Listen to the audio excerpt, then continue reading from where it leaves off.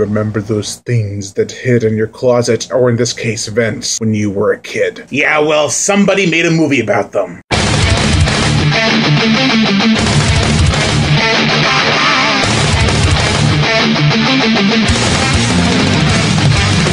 Welcome to the horror show. You realize there is nowhere to run. There's no game to try. Paranoia is hiding alive. Welcome to the horror show. You realize there is nowhere to run. There's no game to try. Obsessions rule your mind.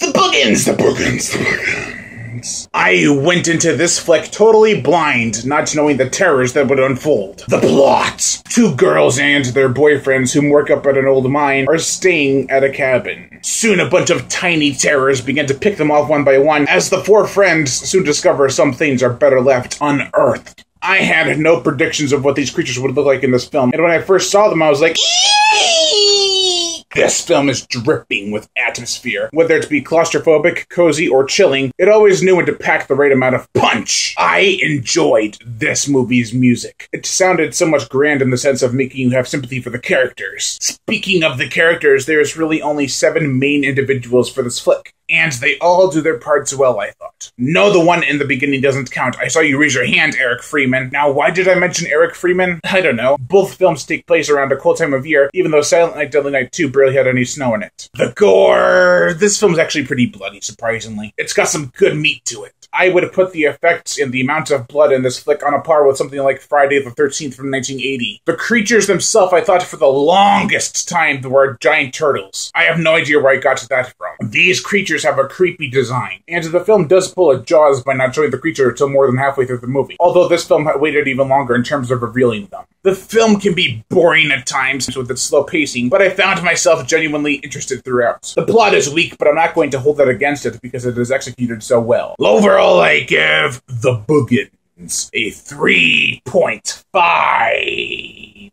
out of 5. I am Brian Gatto, host of Horror Show Movie Reviews. Make sure to like my Facebook page in the description below to leave comments and subscribe.